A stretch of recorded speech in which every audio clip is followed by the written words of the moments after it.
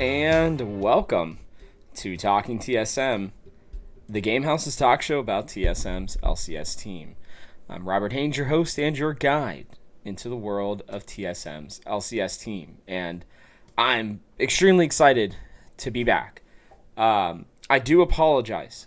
I have to start there. I have to start with the apology because, I went to Houston for the LCS finals, and I'd recorded an episode, I think it was that Monday or Sunday, before the last one that you guys had. And then I was going to record one on that Thursday. I actually wasn't feeling that well, to be honest with you, on Thursday, most of Thursday. Having some stomach stuff. I don't know. It just wasn't feeling great. So I wasn't able to record it, but I was like, hey, I'll be getting back on, on that Monday, right? I should be able to get something out, or maybe I can even get something out while there. Was way too busy at finals to be able to do that. And then Monday rolls around, and I'm like, okay, I'll be back, by like midnight or something, but I should be able to get something out on Tuesday at the latest. Well, we got stuck in Houston, as a lot of other people did. There was a weird storm that just kind of settled over Houston and wouldn't leave, and it was very unfortunate. And so that just threw my entire week off.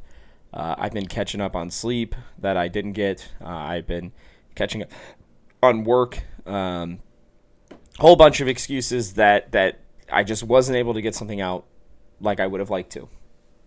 Because what I was going to do was do an entire episode on the different options that we had at mid lane, and the person who ended up getting picked up would have been on that list.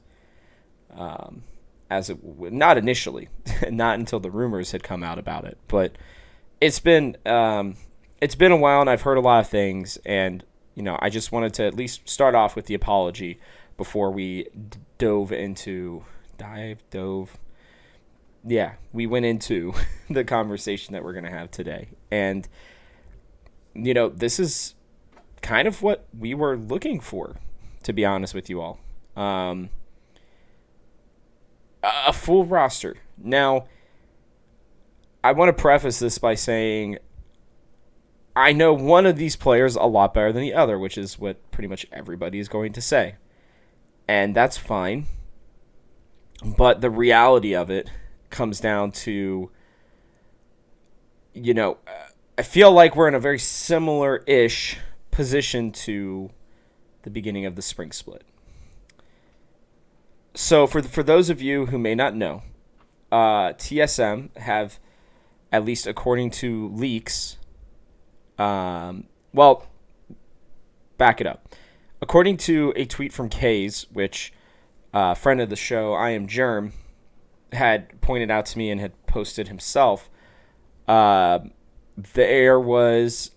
roster was confirmed in terms of they had finished it, according to Kays, and I think as soon as that went out there, all the different spicy leakers, LCS EV and all these other peeps went out and started digging, trying to get information on who it could possibly be, who could be joining our glorious team. And, I had heard different rumors. For starters, while I cannot leak names because I was asked not to, I can tell you that there were supports that were being looked at, multiple supports that were being looked at by TSM before they made the decision that they made. Which was a bit surprising to me because I felt like Shen Yi had kind of locked down the position going into the summer. I felt like to a certain degree he was safer than some of the other people just because of his age and his ability to, I guess, work through the problems that he had with the team. Clearly, it would seem that the team did not feel that way. I've heard that there are still some internal issues regarding Shen Yi. Internal issues. You guys who are listening can't see me, but I'm giving air quotes there. The reality of it is that I am not, what would I say? I'm not surprised that those issues weren't resolved very quickly because, again, I think this was said in a TSM Legends. I forget by who, maybe Hooney talked about the fact that they didn't have time to come together. Like they didn't have time to get to know each other. They just popped right into games. And I think when your team's struggling in all these other aspects, like that could put pressure on, and that can create a really bad taste in the mouth of the players before the season starts if they just don't like each other because they're not working well together because they didn't, have the time, to get to know each other before all this went down. So, yeah, I am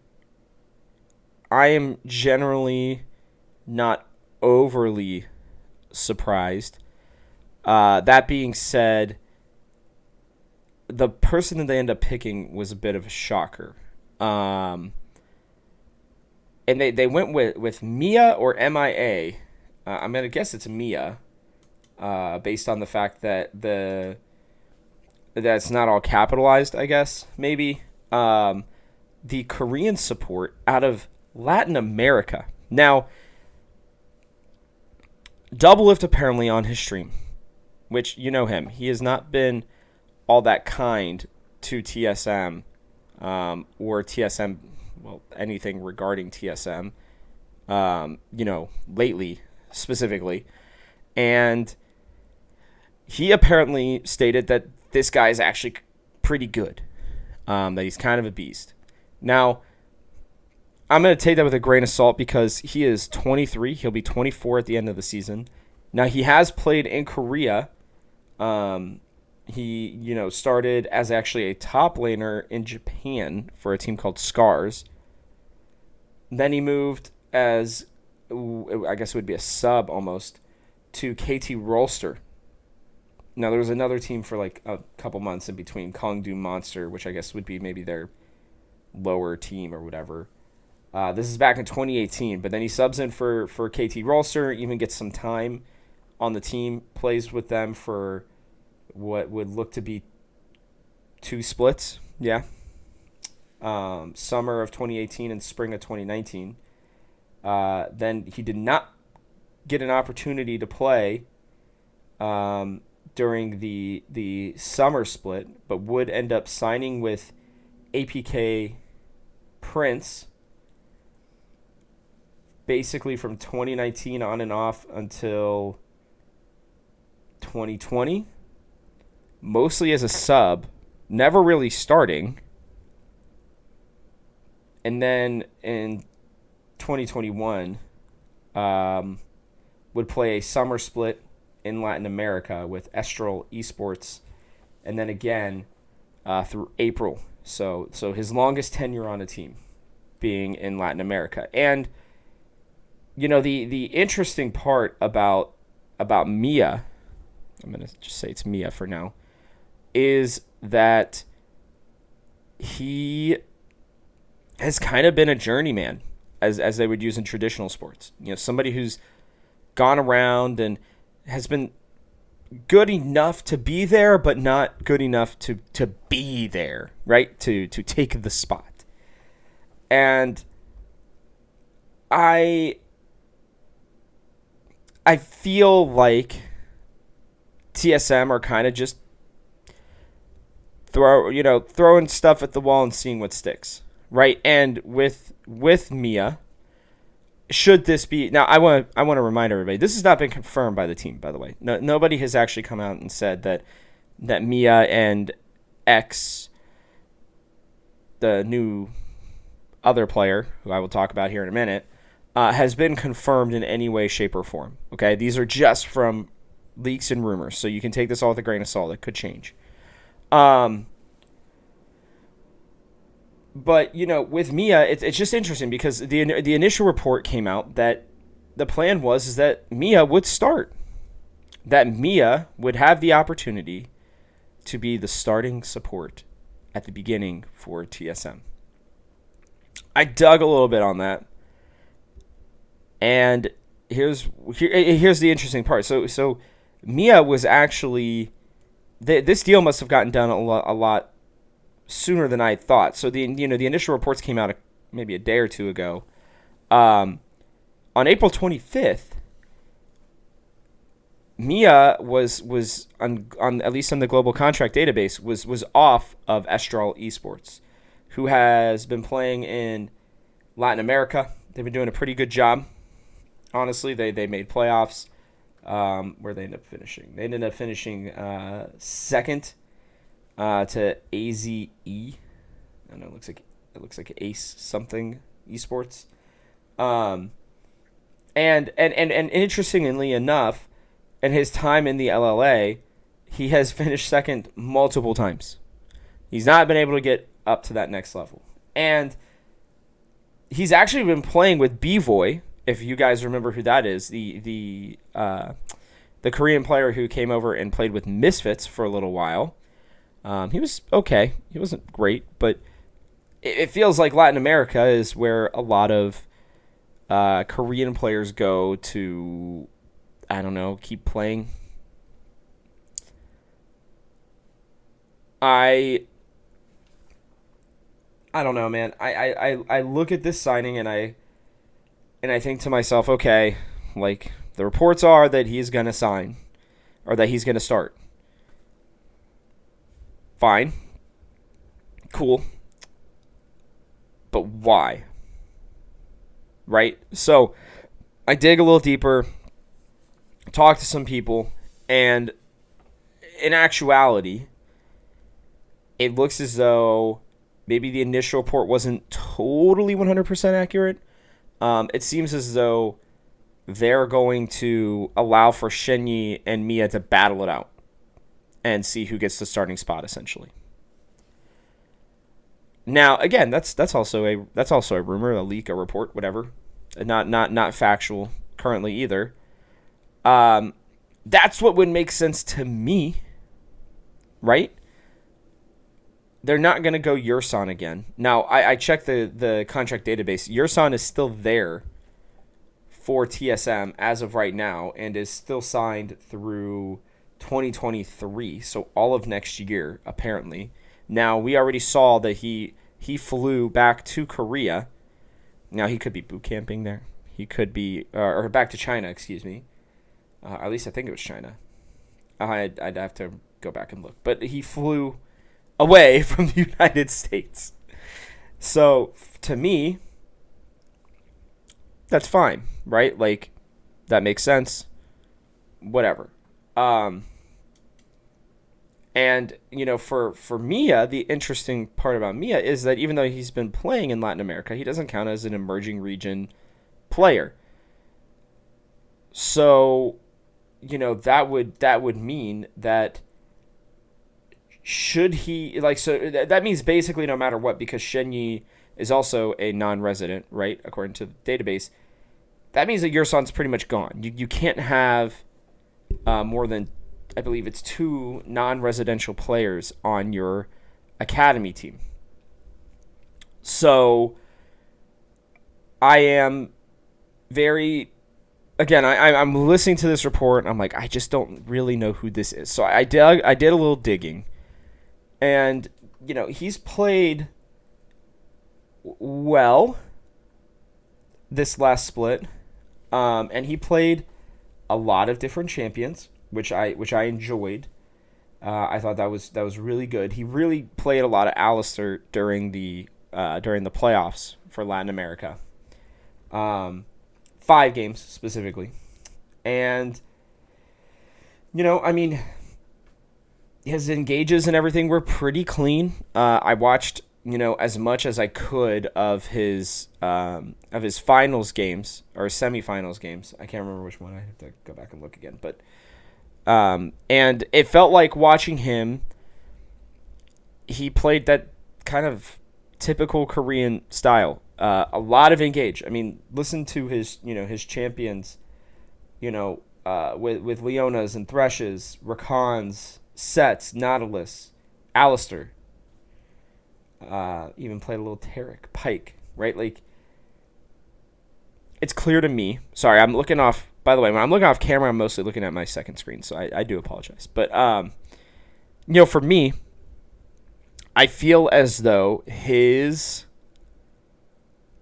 ability right, as a player is as an engaged support. And when I was watching some of his games, he didn't feel lane dominant in any way. He felt like he was able to keep the lane stable. Um, and his roam timings were fine from the 3 or 4 games that I watched. And I skipped through them, so I didn't get to see all of it. What I did see though that I thought was really good was there's no panic button on Mia. He in almost every fight would engage only when it felt like, and this was especially true on the Alistar, that only when it felt necessary, right? Just because there was the opportunity to just jump on somebody didn't mean necessarily that he was going to do it. And I think that could be very good in the sense of having this older player who has learned from watching a lot of LCK and being a part of the LCK for 3-4 years.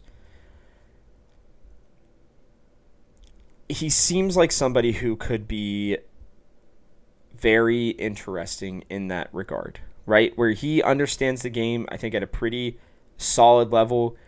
Maybe his mechanics aren't necessarily there. Maybe his confidence, like he's not gonna, his ceiling is not gonna be top 3 support, top 4 support, maybe in the LCS. I shouldn't even say maybe, but very likely. But could he be like a mid-level support that can just provide, that can be a ward and an engage bot?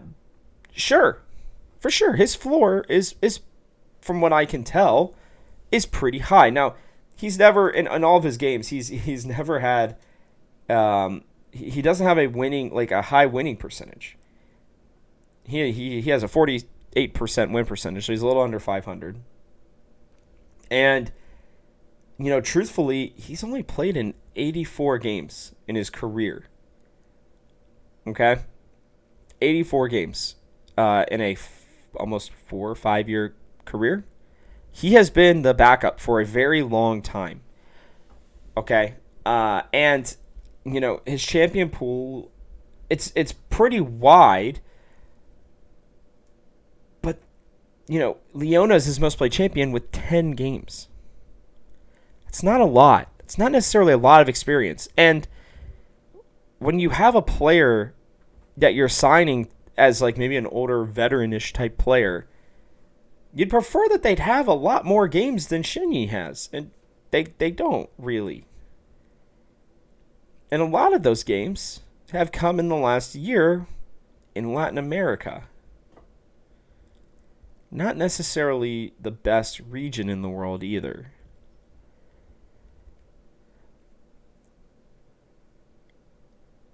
I look at this signing as the rumors of TSM going budget, not spending a ton of money, because I'm sure they spent a lot on these Chinese players coming over in Shenyi and Kaido. I don't really get this one when there are young supports. If you're really feeling like you need to go away from Shenyi everywhere. I could be wrong. I will happily be wrong on this one. But the budget part makes sense to me. They just needed another player. And here's what I will say. This doesn't mean that it's going to be a budget roster for good. I just think that they are going to reevaluate where everything is come end of this split. Come whenever our playoff run, hopefully, ends. Okay? And if this guy's really good in solo queue and everything, and maybe they've scouted like somebody who has this hidden ability that just hasn't been given a chance yet, maybe, right? And then great. Like, he just needed a good team to be around him. Because, again, B-Voy is fine-ish, he's also a journeyman. But the rest of Latin America is they produce one or two good prospects every year, maybe. Um, and I'm just really struggling with this move specifically because if this is the case, then why is Shenyi still on the team? Sure, maybe Shenyi's floor is not as high, I guess, as Mia's. I still have a hard time believing that. I feel like at a minimum, their floors are the same. Okay? But the ceiling for Shenyi is just so much higher. Exponentially so. He's 4 years younger. FPX thought he was good. The LPL thought he was good. I mean, we're taking a guy from Latin America to come up, yes, he's Korean, cool. But like you're going to take him over Shenyi? The bad juju there must just be really bad. And maybe TSM were just telling him, "Hey, you know what? We're going to play this split out and we're just going to see what happens." All right? And then we're going to keep you for next year. Okay? And we'll have a brand new roster and blah blah blah. And that's why he hasn't left yet or something. Blah blah blah. I don't know. I don't get it. I genuinely don't understand this one. I feel like I could see the plan with the two younger Chinese players. I feel like I could get behind that plan. This plan feels like, hey, let's shoot for 5th or 6th, make playoffs, and pray we make a run. Maybe he's just a really good backup that can give perspective to Shenyi, right? Maybe that's what they're bringing him in for, to basically be an extra coach to a certain degree. And maybe this is the start of like his coaching career. I don't know. I will say the positives are, I mean, if he can go down to Latin America and he's been, he's played in China, he has played in Latin America, he's played in, or not China, excuse me, he's played Korea, Japan, Latin America. Now he's coming to NA, should the reports be true. This guy clearly must not have too much of a problem with the language barrier, which was clearly a problem just at the start. Which is great. I think that's a huge positive for him, and a huge positive for this team. But like, if you're not watching this on video, you can't see how much I'm struggling with my words here because I don't understand it. You have a chance to create this synergy between, Shenyi and Tactical, right? You have this opportunity. Both of them are signed. I mean, Tactical is signed until 2023. Shenyi is signed through 2024, right? I mean, it is clear to me that these contracts just don't matter. They just don't matter. Honestly, they're on a split-by-split basis, clearly. And, maybe there's something to be said about the team, the chemistry maybe just being so bad between Tactical and Shenyi that they can't reconcile it. Tactical just apparently can't get over what Shenyi said about him. I don't know, man. This one just feels weird. Just feels weird. Like, why not go out and get Ayla? He counts as a native player. And he's good. And he's available. He's available. And you could sign him to a nice little contract. You could buy him out for probably not a whole lot. Unless if there was a bidding war, and I guess they just decided, hey, we're not spending on him, which is fine. He is a little older for really having his first chance at a true LCS spot. And maybe they got, maybe somebody like, I don't know. I mean, Immortal signed Ignar. I don't know. I'd have to really think about who else would even want him that badly. Maybe Golden Guardians. I don't know.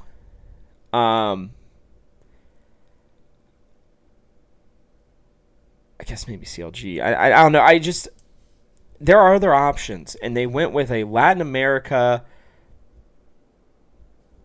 I don't know, runner up support that's 23. I hit on that because it's not like this Korean Latin America support is how do I put this? It's not like he's young and went to Latin America to prove something.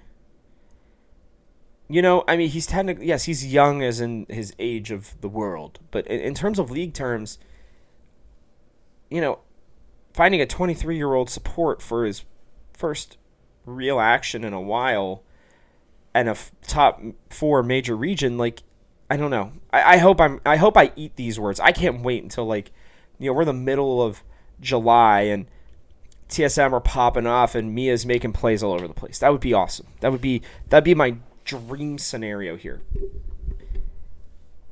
I just don't have faith that that's going to be the case. So I don't know. We'll have to see. I'm gonna pause on this one. I give it a D if we're grading. I'm in grade mode. Thanks to the NFL draft. That was the other reason why I was busy last week is I was helping with our NFL draft coverage, which is rare for me. They did a great job. Next year, if you like NFL draft coverage, we're normally ahead of the game in terms of putting out picks and stuff. So Joe and Cecil do an amazing job. You should go give them a look over on the TGH Sports channel, which is different. Little plug there. Yeah, Mia baffles me. We'll call it that. Again, I give the move a D for right now. But I think in terms of the moves that they had available to them, if they really were going budget, I mean, this guy's probably making league minimum. And they probably didn't really have to spend much, if anything, to buy him out. So, there you go.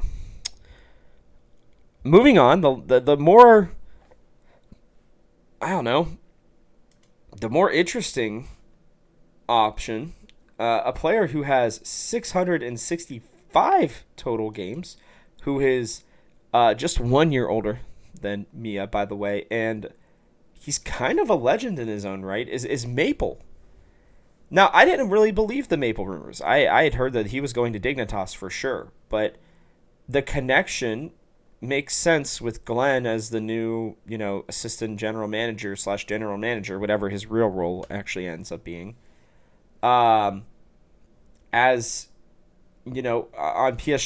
Talon, Maple was the guy. And Maple's been the guy in the LMS for a while. I mean, he was so good in the LMS that he got a call up to China in the LPL and helped Suning and LNG. And then, played a little bit on and off for anyone's legend in the LPL. And I'm going to be honest with you. I am okay with this signing. More so from the fact that when I look at the rest of the layout for this team, especially if Shenyi ends up being the one who starts at support, which I hope, and I'll discuss the whole roster portion here later. I look at this roster and I look at Maple and I'm like, okay, 600 games. He's got 62 on LeBlanc Azir, 55 on Zoe, a champion that came out way later. Obviously known for being a very good Zoe. He can play Rise. He's got 61% win rate on that. Syndra, he'll pull out the Galio, an 82% win percentage on the Galio with a KDA of an 8.7. When Talia mid was a thing, he can play Zed, 21-4 on that. Corky Silas, Vladimir.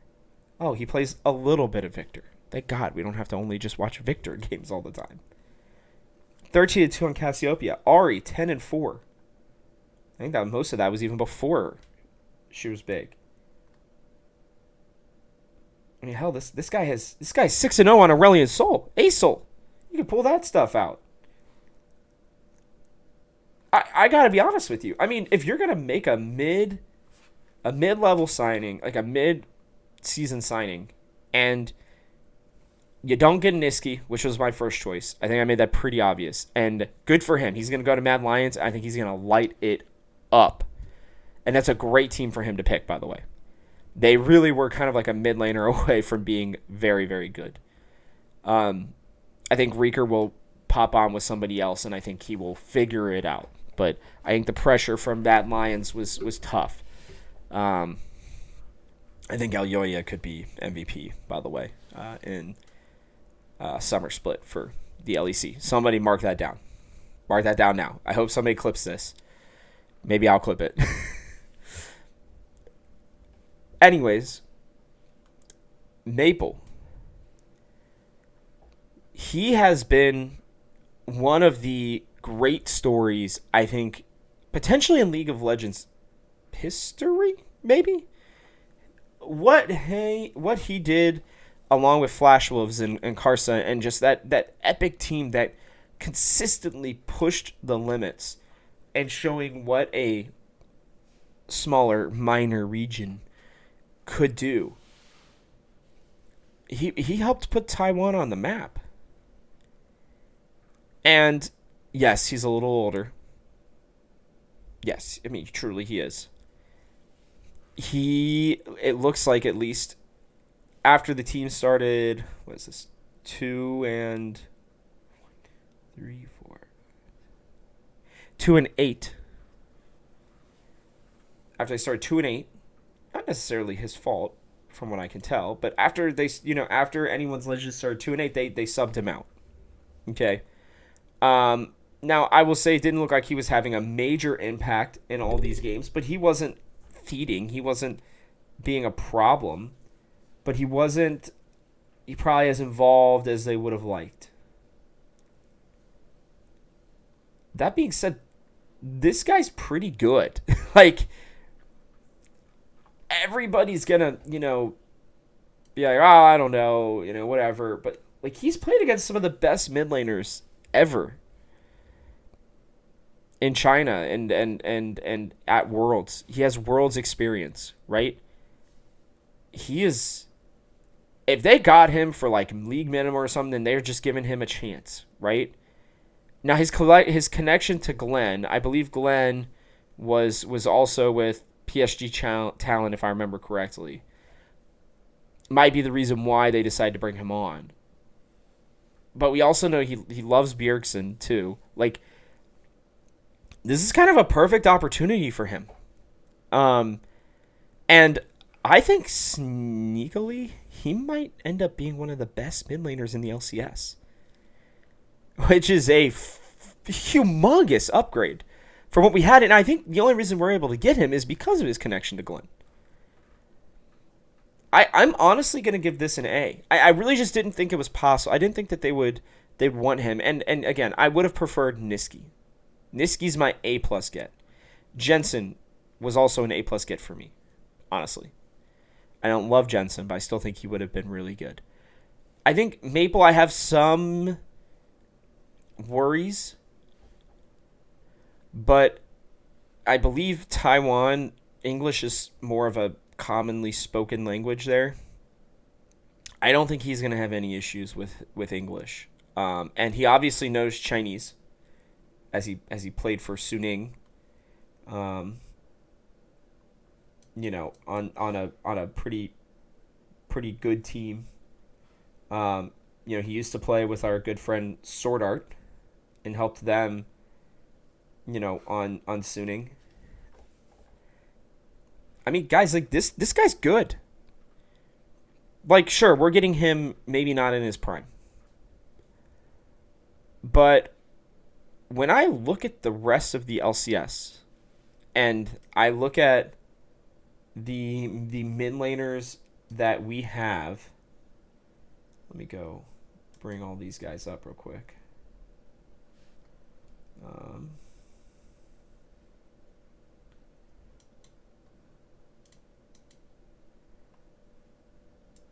All right. Abadage. At least as good, if not better than Abadage. A Blaze Olive, at least as good, if not better than a Blaze Olive. Bjergsen, probably not as good as Bjergsen, most likely. Whatever, that's fine. Definitely better than Blue. Definitely better than Fudge, considering he's going back to the top lane. Probably not as good as JoJo Pion, honestly, especially after what we saw at the finals. Definitely better than Kaido. Definitely better than Palafox. Definitely better than Power of Evil. Definitely better than Takeover. Probably not as good as Takui. Takui really did pop off. And that's it. So what? Takui, Jojo Pion, and Bjergsen.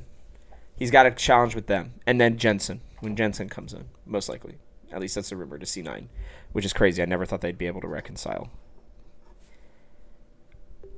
I'm just going to be honest. Like, having a guy who actually knows what to do in the mid lane is going to be so significantly better and help Spica so much that I actually, like, I feel really good about this split because of it. And again, everybody's going to be like, Rob, what are you talking about, dude? Like, this guy is whatever. He's washed. You know, he clearly doesn't have it if he's coming to NA. You know, he got kicked off of a middle tier, bottom tier-ish, you know, LPL team. Cool. It's going to be like, you know, in Naruto, when Rock Lee, I think that's Rock Lee. I want to say that's right. Sorry, I haven't watched Naruto in a while. But when he takes off the weights, right? He's like, okay. He's like, Bob and Weave. He's like, okay, now I'm ready to go. Right? The restraints are off. He's been practicing against people who genuinely, outside of maybe Bjergsen, are, and even, you know, Bjergsen's not been at his height yet either, are much better than, even at the mid-tier levels, than what we have throughout the LCS. I mean, he could legitimately be a top 3 potential player. And he could be the stabilizing force that this team needs to refocus them. He's mature. He's not going to cause issues for the team. He's not going to distract them. He's going to come in. He's going to play his game. He's going to be a good teammate because he knows how to do that. And he's going to, and he could smack some people. He plays plenty of champions. Again, I mean, my problem with Mia, my biggest problem is that Mia's played less than 100 games. Maple has 665 games in his career, including at least 20 to 30 at international events. I cannot understate the fact that this guy has a lot of experience. And he is going to bring that mentality to this team that so desperately needs it. And as long as Spica and Tactical specifically can get over the BS of last split and can focus on a single goal, regardless of if Spica is going to stay on TSM or not, they could have a very solid spring or summer. You know, I think Papa Smithy stated it. He's like, you know, looking at this roster, like, you know, I don't know if they're going to go to Worlds, but they're, you know, they look like they're going to be able to compete. They're not going to be complete trash. Now, here's the reality. We still competed in the back half, 4 and 5, with Takeover, and with Shenyi, who was still unhappy. I think is pretty good, all things considered. I think, here's my hot take right now. I believe that if you throw in Maple, and I think if you specifically start Shenyi over Mia, and he's able to reconcile with Tactical, I think this is a team that can compete. Will they go to Worlds? Probably not. I'm just going to be honest with you. Are they going to be fun to watch? Are they going to be actually able to, not just get destroyed by these teams and look like complete trash the entire time? Yeah. Is it going to give Spica and Huni and Tactical, a little bit of a breather to reconnect with their love for the game? Yeah. I think that's what Maple brings you. And I think that's what Niski was going to do too. I genuinely believe that. But, I think, I still think Jensen could have potentially created a bit of a hostile environment, but I don't think he ever was going to come to TSM anyway, so I never really considered him.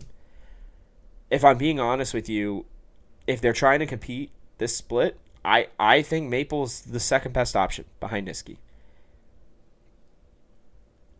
And the more and more that I think about it, the more I'm like, I'm not gonna try to get you guys too hyped, but listen, anybody can go on a run. And I think outside of Team Liquid and Evil Geniuses, I think 100 Thieves are really beatable. I think C9, even with Jensen, are very beatable, right? Because we don't know what they're going to do. What's going on with Berserker? What are they doing down in the bot lane at support? With Winsome. Like, C9 has some question marks still, potentially very big ones. And I mean, like, Golden Guardians, I think with Maple, I think we are better than Golden Guardians. I think we are at least as good, if not better, than FlyQuest with Maple, right? Because Maple can hold it down at least against Takui. That gives the rest of our lineup the opportunity to pop off. Like, people forget Tactical was what Danny is right now. At least that's what he was seen as. Now, Danny, I think, has surpassed what Tactical had done, but yeah, I mean, I look at this team and I think, okay, Huni can be top 5 pretty easily. Potentially top 3 top laners right now, especially if Summit's gone. Okay, so that's good. Spica can easily be a top 3 jungler. He's done it before. He needed stability in the mid lane, right? Like, he didn't have that ability in his lanes. Okay. Maple, like I just said, could easily be a top 3 mid laner, depending on if Takui regresses with more tape that people can watch on him. I could see it. Jensen's able to come right back into form, then maybe not. But again, I think mid lane's kind of weak right now, overall. Tactical, there's some pretty good AD carries that he's going to have to battle up against, I mean, FBI, Hansama, and Danny are no joke. And if Berserker ends up staying, also no joke. And then as long as the support is average, 6th, 7th, whatever, the combined pieces of this team could be very good. I would give our chances at, being a top 3 team like 10%, maybe 20. But at least for us to challenge for it, I think this is as best as you could hope for. Again, with Mia in, I think maybe it's like 5%. If they really just feel like Shenyi just isn't going to make it happen. But I would love to eat my words on that. So you can see, the dichotomy, the where my feelings are, and on one end it's with Mia, I'm like, I don't know about that. But with Maple, I'm like, oh, okay, maybe. Now, what's going to be really interesting is when they announce this signing and we check this global contract database that's available to everybody and we see how long it is in terms of the the contract. Is it going to be just through this split? Are they going to try to do him like a 2-year deal? What's that going to look like? Now, I don't want Maple, I'll be honest with you, past age like 27, unless if he's just really just like aging like a fine wine. But yeah, I don't know. I am intrigued by this team. I think I'll be honest with you, I think their ceiling is 3rd. I think their floor is like 6th. And I did my power rankings, at the beginning of the year, and I had them at like 8th or 9th. Could be their floor, but their ceiling was like 2nd if Kaido had really popped off. And Shenyi, if they had all come together. Obviously, they more were near the bottom of what I expected, which was unfortunate, but expected to a certain degree. We'll see. Should this roster come to fruition, all right, let's see what happens. At a minimum, they're putting in 2 players who are mature, who are not going to cause problems. And I think helping to solve the back end issues that were clearly plaguing this team. Them not really enjoying each other, them having issues with each other. With two older players, more mature players, you're not going to have that problem. Not as much, at least. So, yeah, I'm pretty pleased as to what I'm seeing. And, I'm not going to try to get everybody hyped and be like, yeah, Maple's the solution to all of our problems. I don't think so. But does it give this last hurrah of a roster a chance to make a run, maybe surprise some people? Yeah, I believe that that's the case. And I think that's all we can ask for. Give Spica a chance. Give Hooney a chance. Give Tactical a chance. We'll deal with the fallout from this season at the end of the year, where I truly believe that there will not be a single player, maybe even coach, that remains. I didn't even mention the fact that Chawi probably knows Maple too. I mean, they've probably at least played against each other. Sorry, just thought about that. Yeah, I don't know, guys. This whole, especially these rumors of like, yeah, TSM doesn't care. Baloney, like, oh, they're just their roster, like their LCS, blah blah blah. Like, guys, it takes time when you have regime changes at the highest level, like, where Lena going into Dominic goes. The mindset of Dominic is gonna, spread throughout the rest of TSM. And I mean, we just saw TSM, make their run at VCT yesterday. Their Rainbow Six team still is good. They're investing into other esports, but that was the plan with the FTX money from the start. And anybody who tells you differently is a liar. There's a reason why the FTX stuff isn't on the LCS jerseys, guys. Or excuse me, isn't on the LCS name. TSM FTX is not a thing in the LCS right now. It's just not. FTX does sponsor the league, but there's a reason why they're just called TSM. Not Immortals Progressive or Progressive Immortals or whatever, and then QTMP or whatever. Dignitas, whatever. Like that's not them. TSM FTX, like, apparently, I believe most of that FTX money was meant for establishing other brands and building out other parts of TSM. They really, I think, initially thought that the LCS team would kind of just stand on its own legs, and I think that was the plan. And when you lose a player like Bjergsen, right?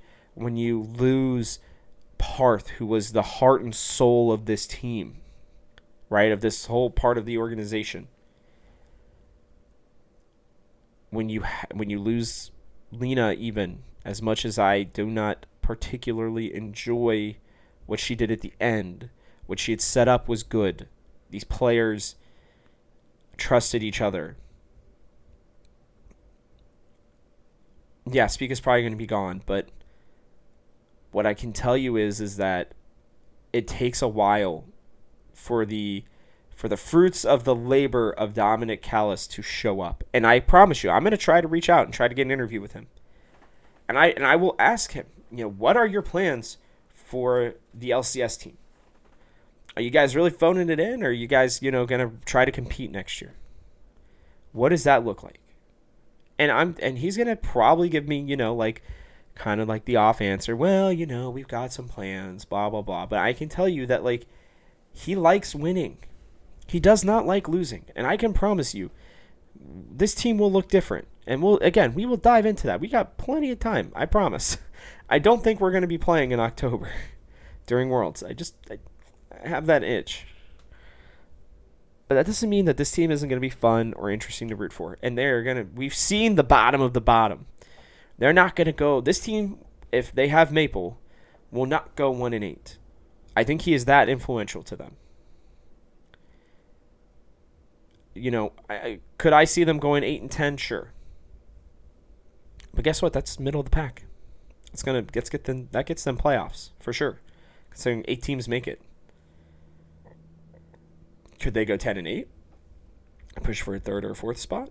Absolutely. Could they go 12-6? Doubt it. But hey, it's within view. But I think 12 wins is their absolute ceiling. I don't see them going much beyond that. I think somewhere in that 8 to 10 range is much more likely. And guess what? That's fine. Even 9-9, considering what we had to go through last split. Cool. We will take it. That is fine right now. Okay? And we will rebuild and figure everything else out during the offseason. But for now, that's what we're going to look like. And I'd love to know in the comment section below, what do you guys think of Maple? Is he going to really be this stabilizing force, or do you think he's over the hill? I'd love to hear your thoughts on it. If you like this show, please take a second to like, subscribe, and comment if you're watching on our YouTube channel. Hit the bell icon so you don't miss another episode. Also, I want to continue to make this the #1 TSM LCS podcast on all podcasting platforms. Please leave a review if you feel so inclined. Share this with your friends. You can hit me up at TGH Robert Haynes and also the Gamehouse at TGH Esports on Twitter. Lastly, you can head to thegamehouse.com. Got a lot of coverage of a lot of stuff going on. Would love to see you guys on there and giving your thoughts on kind of what we're doing. There will be some changes coming in terms of podcasts and other things here shortly. So, be on the lookout. There may be some new shows and some new people who I may be working with here relatively soon, at least on a trial basis. With that, thanks for tuning in. The show comes out during the off season every Monday, and it's exclusively for your TSM ear holes. I'm Robert Haynes, and this has been Talking TSM. I'll see y'all next week.